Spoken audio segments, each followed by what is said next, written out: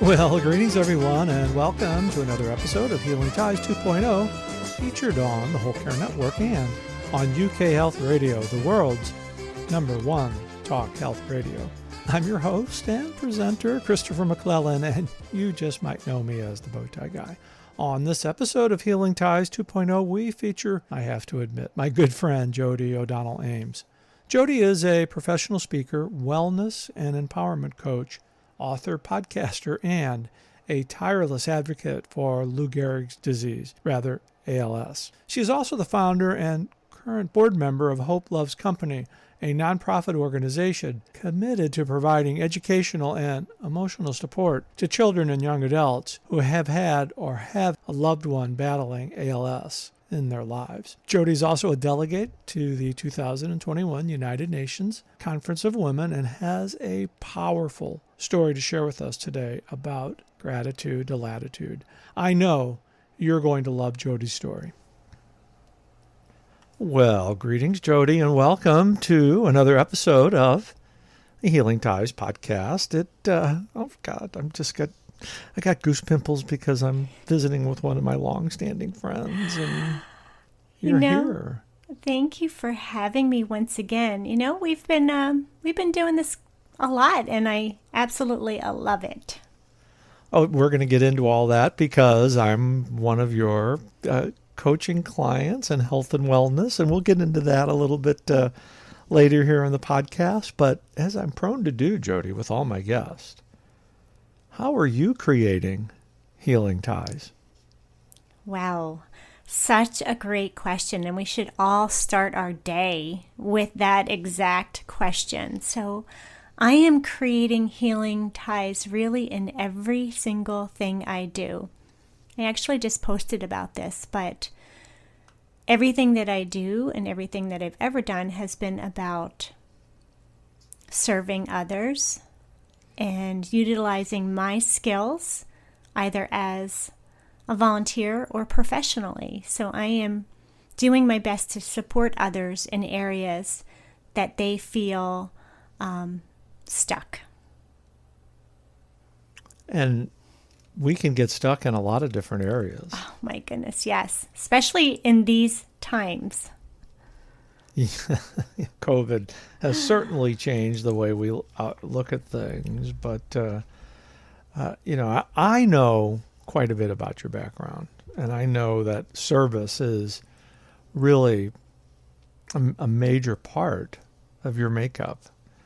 But I'd like to dig in a little bit deeper, and I'd really like you to share with our listeners your story, your caregiving story. Thank you for that chance. And when I really think about it, before I get into my ALS experience and the loss of my husband, Kevin, my healing ties journey began when I was really young. I thought like someone and was someone who served from an early age. That was most important to me. But with Kevin, we met in the 80s and married in the 90s. And soon after, a few years after we were married and we had a child, my late husband, Kevin, was diagnosed with ALS. ALS is a terminal illness, and it robs the person's ability to talk, walk, eat, and breathe. And so caregiving is a very big part of the ALS journey, and I was blessed to be a caregiver.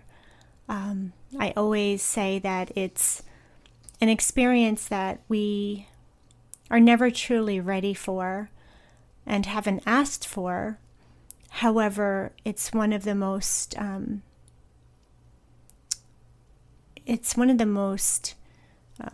giving and personal and human experiences we can ever share with someone on so many levels. So it was a blessing to be a caregiver to Kevin as he battled ALS. And sadly, we lost him in 2001. And my caregiving experiences have not only gone on, but have only increased since then. as all my listeners know, I always like to end a podcast, and we're not ending it here, we're just starting. But it's a very similar, stories.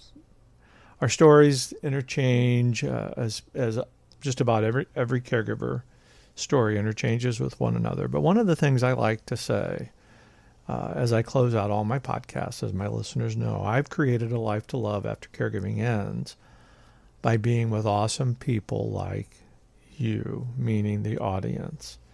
And today I am changing that statement just a little bit, because you've created a life to love after caregiving ends. Well, thank you. We are very similar. We have used our experiences to help others, and that's very healing in so many ways. And I believe that, yes, everything that I've done since Kevin has passed has been to utilize my experiences to benefit others, whether it means my mindset, caregiving, community. But we can't do this alone. Caregiving is hard and it's isolating. So helping people to find their resources and being a resource are both a big part of who I am. And I was fortunate to have people there for me, and so was Kevin. So it's my honor to continue that love and that service, as you so eloquently put. And don't you feel like advocacy is one of those roles that we take on in caregiving, that once it ends, advocacy then turns into a healing process? I absolutely agree with that. There's a saying in the ALS community that we are a club that no one wanted membership to. Yet, here we are, and a large percentage of us continue to advocate long after our loved ones have passed. And I think that it's healing, and I think that it's empowering. It gives voice to our experiences, and it's an important part of recognizing everything that happened and giving voice to that experience in hopes that it helps others. So yeah, I appreciate that, because advocacy is a huge part of my life. But I want to personalize this a little bit more, because I get it. It helps others, and one of the things that we've all experienced as caregivers is trying to find that journey, that path that helps us, because we're so focused on caring for somebody else that we forget to care about ourselves. And in kind of a strange way, advocacy, while we're advocating for others and we're advocating to bring awareness, the advocacy is really something that allows us to create the life after caregiving ends that is empowering. I believe that's true. And, advocacy has many meanings. And as you just touched upon, it's even advocating for our own wellness and figuring out how to provide self-care after you've given everything, body, mind, and spirit, to someone in need. So tell us about what you created from your caregiving experience. Hope Loves Company? Oh, yes. I was leading you into that. You mean the logo that I wear on my arm? The logo, the tattoo logo that you wear on your arm. Revealing it to millions of people that you have a tattoo. I know. And And, you might want to consider that one day. I'm just putting it out there. You just have to think about that. I'll go with my other 4 that I have. So. There you go. It's a nice compliment. So Hope Loves Company, I created Hope Loves Company from my home where we are now. And it is the only nonprofit in all of the United States with the mission of providing both educational and emotional support to children and young adults who either have had or have someone living with ALS. And basically what that means is really thinking about the programs that support a child caregiver. So with ALS, if you think of a general home, you may or may not have 2 parents. You may have 1 to 3 or 4 children. Someone is terminally ill, and what happens in that process? Someone loses the ability to talk, walk, eat, and breathe, and it takes a village. Everyone has to step in. So Hope Loves Company was created instead of Misery Loves Company. Right. Play on words there. There you go. For those of us who are old enough to recognize Misery Loves Company. But to provide programs that recognize children as caregivers and to honor them in their role. And many times, whether parents want to, or think that they may or may not include children as caregivers. Many say we don't want our children to be caregivers, but when push comes to shove, children are providing care. And in our experiences, about 90% of the children are providing care. And in the last year and a half, due to COVID, that has only increased. So if you think about a family which is vulnerable because someone has a terminal illness, our families have not gone anywhere. Some of them haven't had nurses in the home. And these are families that need daily help. Someone with ALS may need help eating, dressing, right. Bathing, all of those things. So children become a part of that care. And before Hope Loves Company, no one was really talking about the children and how they can be supported in this experience as well. And so we're really proud to offer many programs. Our premier program is Camp HLC. And I am going to Camp HLC Connecticut this weekend. Awesome. So I know. I have to dust off my camping gear and my galoshes, my umbrella and my backpack and all of those good things. And I get to hang out with families this weekend, have fun, share experiences, and really make sure they feel supported and appreciated. There's a kind of I don't know if misnomer is the right word or lack of an awareness, but there's just thought that caregiving is centered only around seniors. Right. And caregiving is much broader than that. We are doing our best, Chris, to end that misnomer, as you just shared. Caregiving is, originally people thought of it only as assistance with people as they grew older, right? Mm-hmm. But caregiving is even being a mom you are a caregiver, right? You're providing care to your children. And it's when others are dependent on you for daily needs, for simple living, daily living. And so caregiving can be many things. And when we think about it, we're all caregivers in one way or another. In one way or another, we're like Rosalind Carter said, there's 4 types of people in the world, and we're either our caregiver going to need a caregiver. It's inevitable, mm-hmm. And it's something that is often unprepared for. I agree. We don't, none of us like to talk about these traumas and challenges that happen to us or might happen to us, right? We go about our day with hopes and dreams of the future. We're planning, we're creating, and then something happens. And knowing that there is this a wonderful whole care network of caregiving resources truly helps, because you're right, and I'll have to check out that quote.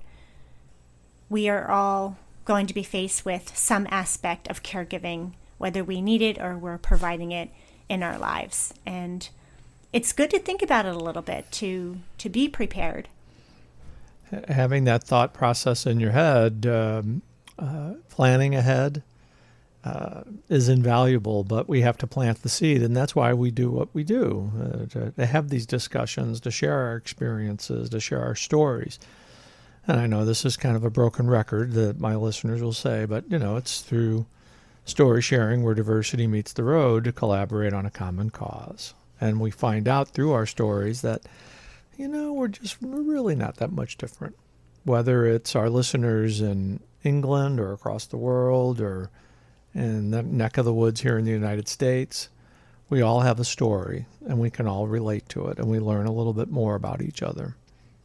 It's the biggest part of being human, right? We all have our stories. And, I just said to my husband this morning, the more that I talk to people, the more that I coach, the more that I speak, I recognize that we are all in this journey together.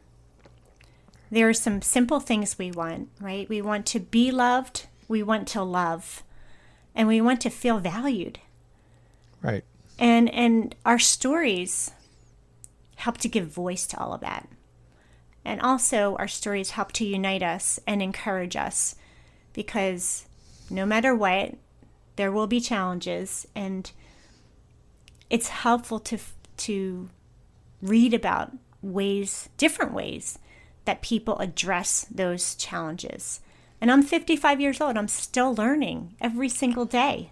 You're a spring chicken. I don't know about that, but I am learning every day, and I'm amazed. I did not even know what an empath was until I was 47. I didn't know, and then being an empath, which just means that I'm intuitive and I'm sensitive to people's feelings and their energy. Something that I didn't define was what made me such an amazing caregiver. And you think about that. Think about that, sure. Think about that. A term that I didn't even know what it was, right?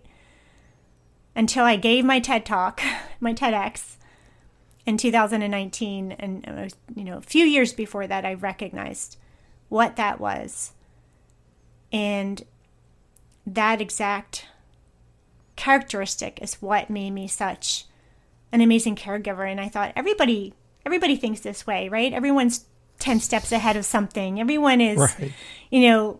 Looking at a room and feeling the energy and finding out where I'm needed. And no, no, not everyone does that.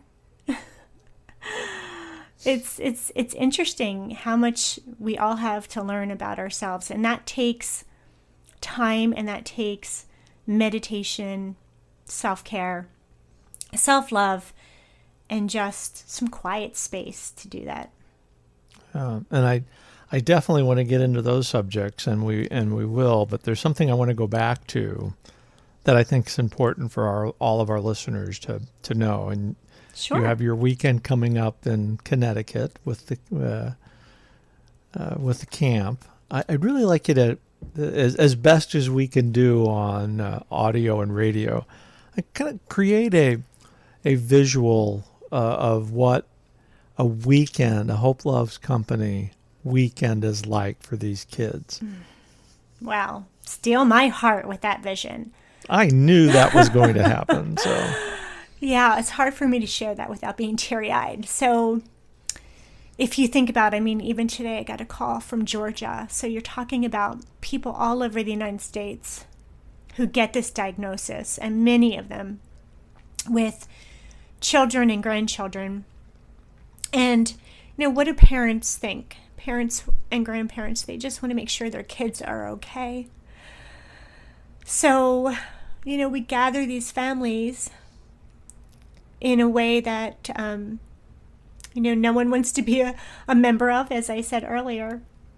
Yet we gather because of ALS, but we gather in hope, and we gather in community, and we gather in friendship, and we come together on a Friday evening. We have a meal together.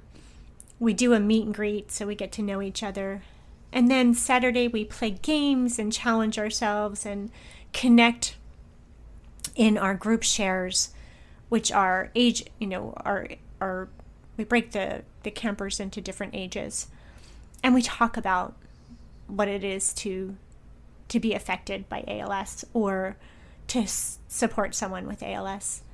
And we have these conversations, and so many of the children who come to our programs have never met another child until that moment. And you think of the power that is of so amazing. Isn't it? You think of the power of a 9-year-old traveling from Massachusetts to Connecticut to meet another 9-year-old, and then bunking all weekend with that 9-year-old and connecting on a level that no one at school has any idea what is going on in his or her home. And just that in itself, to me, is a gift. The rest is all icing on the cake.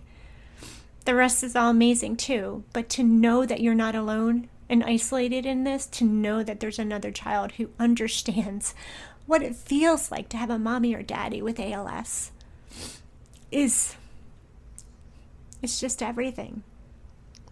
Well, Casey, the parallels in caregiving are just, it really is amazing, because you think, even though if you just look at this, some of that, I always hate going to statistics, but if there's 53 million family caregivers in the United States alone, and I know we have international listeners, so that I feel that number is small. One of the traits is we always think that we're the only ones doing it because it's new. And then to be able to meet somebody that gets it, it's a immediate sense of relief that you feel like you're not alone. And I could just imagine, what these kids are experiencing when they see their own image in a contemporary. Yeah. It's again and again at the end of the weekend, we hear the stories of the gratitude and the relief and the comfort that they had this experience, and they want to do it again, and they want to stay connected to their new friends and peers who understand. Who truly, it's that latitude to gratitude. It's that latitude to gratitude. Yeah, my podcast right here. We'll get to that one too. We'll get to that as well. But it has me thinking, Chris, and this has been recommended to me, and I will add this to my coaching. And I know this is jumping ahead, but I've been a caregiver in some way, shape, or form all my life, including within my own family. That's another story, but, growing up and within my own family. And so caregiving coaching is something that I feel called to do, right. To support others. So, there's a reason that we're connecting and that we continue to connect, and there's so many ways that our lives are unfolding simultaneously. And I'm just grateful. I just want to share it here that I'm grateful for all that you've created with the Whole Care Network, and recognizing before most of us did the importance of caregiving resources and uniting in this role. So thank you. Oh, well, we've gone back a long time, and we've shared great stories and great memories, and now we're working together, and we're bringing hope to those like ourselves in life after caregiving. So doing our best. Doing our best. So what I'd like to do right now, I want to take our break. And then when we come back, I'm going to ask you one fun fact about you that our listeners don't know, that you're going to reveal. Everybody's on the edge of their seat wanting to know. And then we want to get into your the second life you've created after caregiving ends, and we'll talk more about health and wellness and actually empowerment and wellness. Does that sound like a good plan for you? Sounds like so much fun. I'm going to have to think about Put my your answer. Thinking cap on. Put my thinking cap on. Okay, you're listening to Healing Ties, featured on the Whole Care Network and on UK Health Radio, the world's #1 talk health radio. We'll be right back.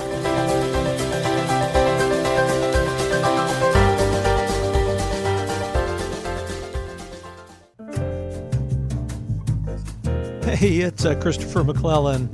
You just might know me as the Bowtie Guy on Healing Ties 2.0. On Healing Ties, we visit with people from all over the globe who share their stories, because it's through story sharing where diversity meets the road to collaborate on a common cause. And if you'd like to share your story on Healing Ties, email me direct at thebowtieguy@healingties.com. We would love to share your story to your health, happiness, and prosperity.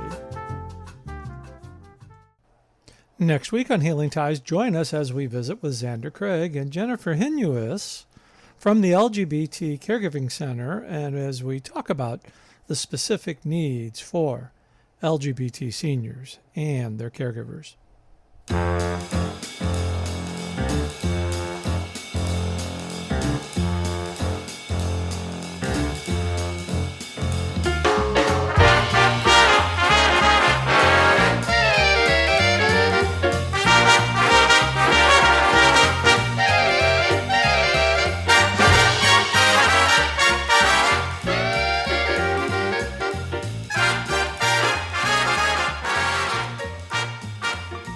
Well, welcome back, everybody, and we are continuing it's our wonderful conversation with Jodi O'Donnell Ames. And Jodi, okay, you're on the spot. This is the moment. The listeners are on the edge of their seat. They want to know, what's that fun fact that we don't know about, that you just want to reveal right here on Healing Ties 2.0? I have a list, but I'm going to share one. Okay. And it's something that I am so open to pursue even today. But I have been an extra in movies and have loved it. Loved it. I had my headshots done in 1997 and then proceeded to do some extra work.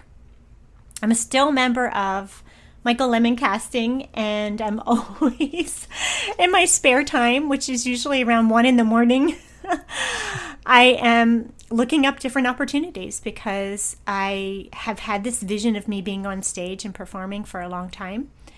And someday I'm going to make it a reality. Okay, so what movies what are some of the movies you've been in as extras? Okay, so IQ right here in Princeton, close by my house, which was about Albert Einstein. Mm-hmm. Snake Eyes with Nicolas Cage. Ooh. Yeah, those are the two big ones. Mm-hmm. A few of the others were overseas, so no one has heard of them. But Jodi, we have international listeners. We're on UK Health Radio, the world's #1 talk health radio. So my goodness, all of our listeners in the United Kingdom, and they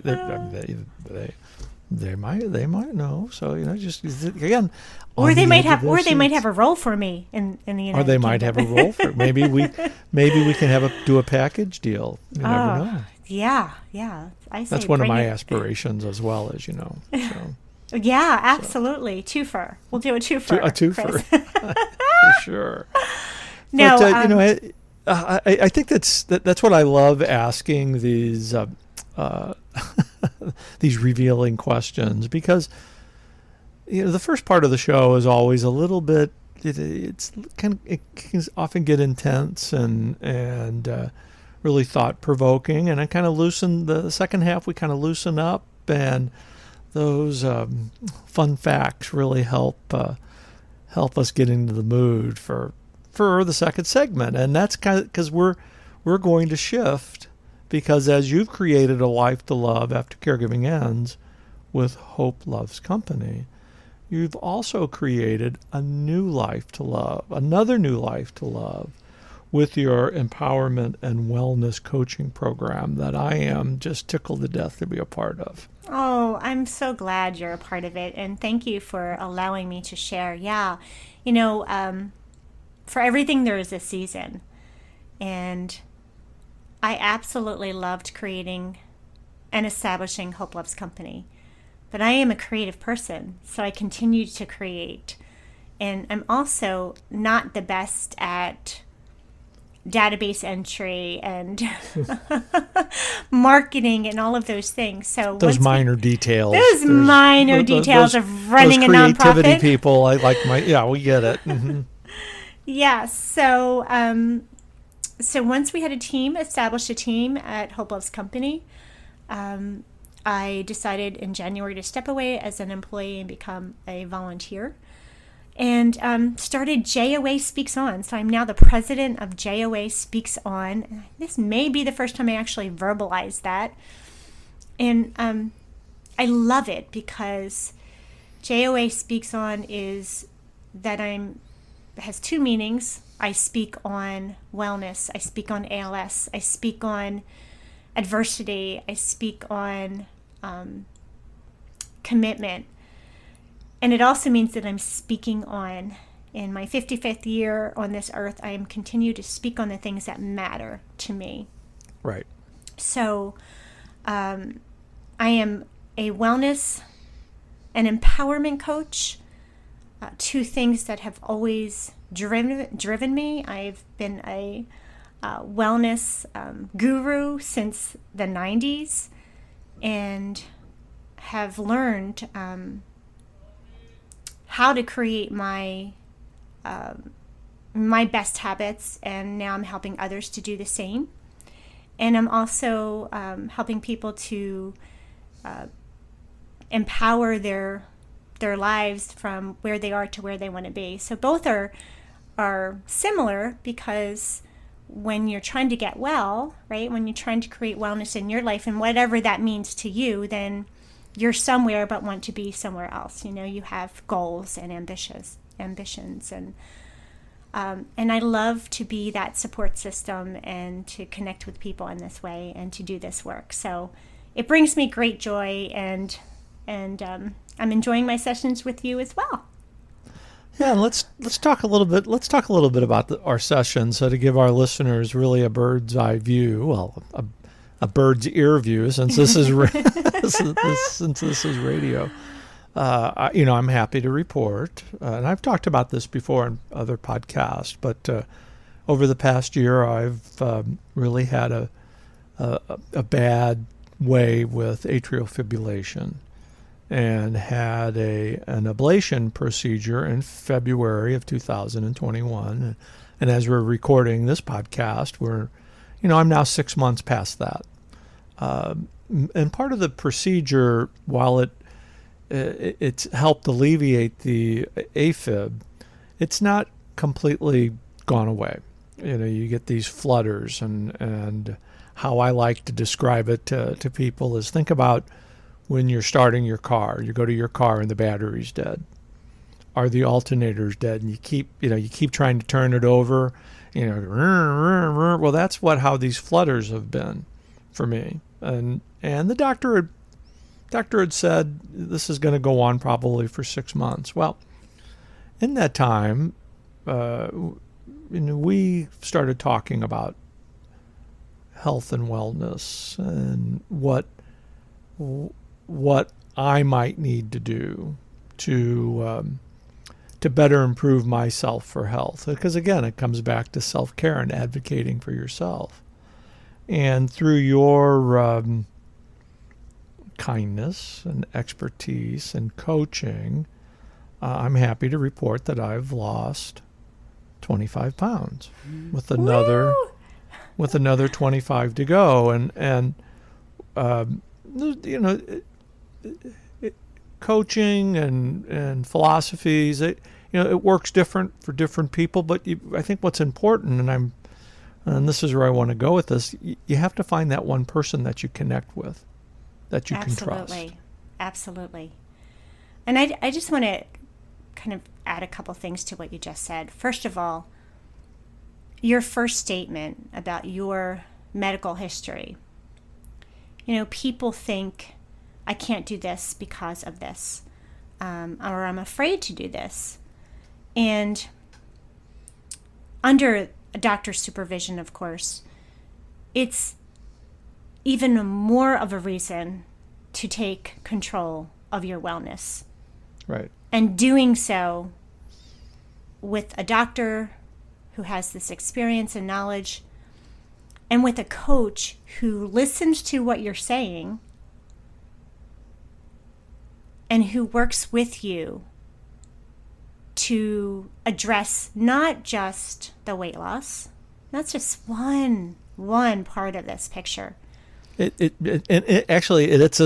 a tiny part of the picture. It's a tiny part of the picture. You know, we have our own thoughts and our own voices, and sometimes we get in our own way. You know, our thoughts get in our own way. And I'm obviously not talking about any one person here, Chris. I'm talking about myself. I'm talking about, right, you know, whether it's losing weight or starting a new job or making a post about self-confidence. Sometimes we get in our own way, and we need someone to guide us. I'm the poster child for that. Yeah. If there was anybody that would be hit by their own car, it would be me. Well, you know, we can talk about this because we recognize it, and it may not even be something that's a conscious thought for some of us. Right. And having, the second thing that you said is having a coach that you feel like you can relate to, who A, listens to you, and B, doesn't just provide these resources without discussion and without some tough questions. Right. You know, this is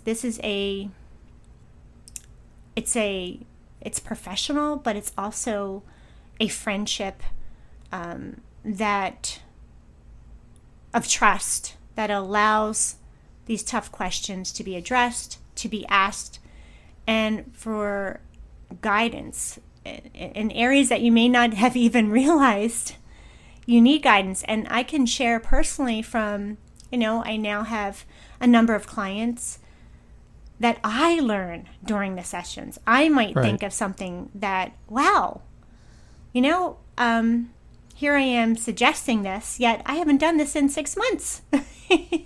Right. So we're all learning together. We're all growing together. And I personally like to address this with a body, mind, spirit approach, whatever that means to the person with whom I'm working.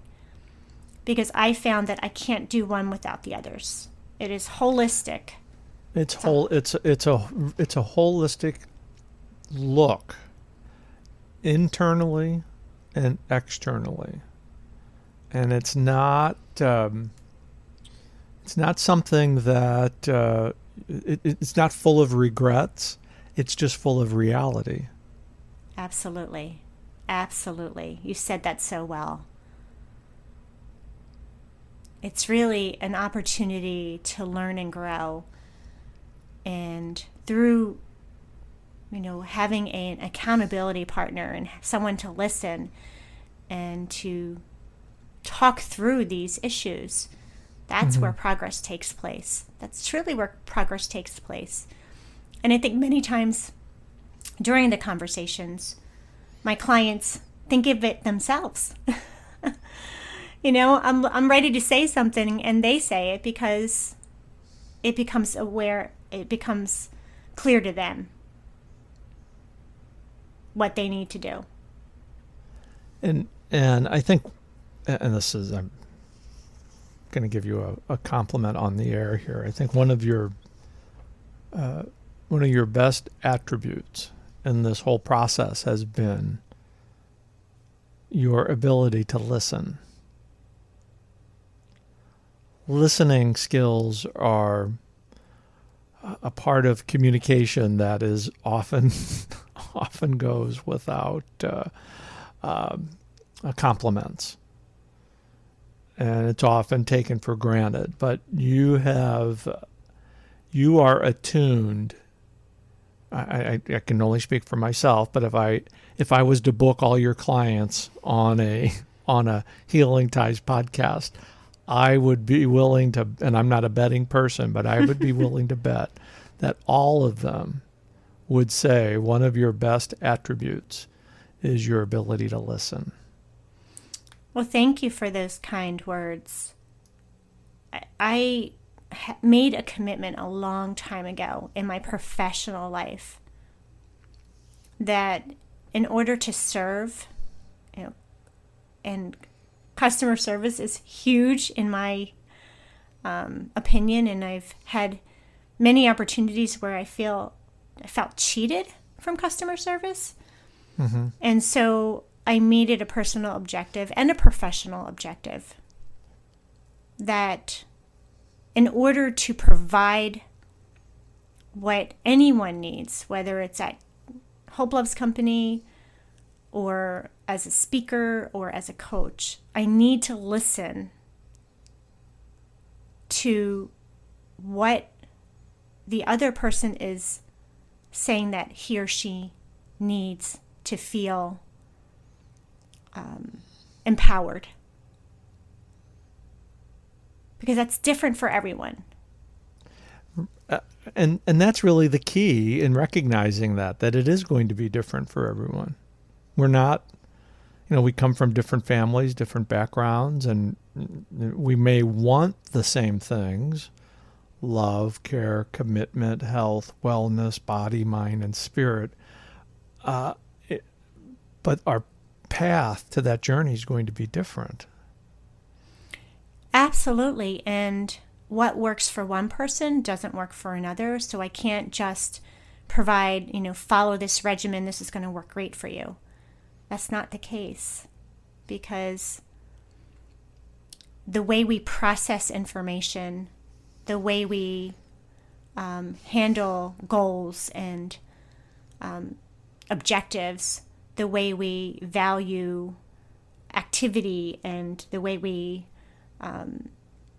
understand discipline is all different. It's all different. It's all different. And you can't just, it's not one size serves all. It has to be a discussion, has to be listening, and I thank you for that compliment, because I do try really hard to be that person. So give our listeners a perspective on your coaching services and how they might be able to access your services. Sure, thank you. So my website is joaspeakson.com, and my information is there. But for someone who is looking to make a transition, that can be, as I said, wellness or a career. It could be someone who's trying to establish a nonprofit. I mean, there are so many ways that we can create wellness, and we can also empower ourselves. I have several sessions, several opportunities, but my one right now that has been the most requested is my monthly sessions that my clients and I meet twice a month and have a one-on-one Zoom. And I typically take notes. I do take notes during that session. And then I follow up with a review of our notes, as well as something to do, because we can learn, we can gather information, but unless we create action steps, we don't grow and learn. So action steps are key, and that's part of having a coach, right? Creating those action steps, right, and following through. Mm-hmm. And then coming back the next time and sharing how those steps worked, what didn't work, and tweaking once again. Yeah, because we get in this mindset that we think, and this happens in caregiving too, and this is where the analogy is. We think that we're the only ones doing it, and we're alone, and we don't need any help. Mm. And then you find out 35, 40 pounds later, Right. Food becomes a comfort, or alcohol becomes a comfort, and you lose that introspection about your own health and wellness. And before you know it, you're kind of off the rails. I think that what has happened to our world in the last year and a half has only increased our need to connect, find out how to provide self-care, how to have hope in our lives, and to have goals, because so many of us right now are anxious and depressed, and we feel stuck. And that's where having a coach who specializes in that process is so very helpful. I have a coach myself. I don't think, if you have a coach, that person should understand the importance of having a coach. Exactly. That is key. That is key, because if I don't improve my own self, how can I encourage others to do the same? Jodi O'Donnell Ames, living life with a purpose. Yes, absolutely. That's my TEDx topic of 2000. That's right, TEDx topic. So again, let all of our listeners know how they can be in touch with you and your fabulous podcast. Yeah, so I have a podcast right here, loving it, on Whole Care Network. I'm actually doing two interviews tomorrow, Gratitude to Latitude, Stories of Hope and Resilience. Thank you for supporting my efforts there. You are the reason that I have a podcast, Chris. Also, I am on all social media platforms, Instagram, Twitter, LinkedIn, and Facebook. And my website is joaspeakson.com. You can connect with me there. And I really am blessed to do what I do each and every day. I thank you for allowing me to share what I do. And I look forward to connecting with more people to learn about how I can help them and support them in what they do.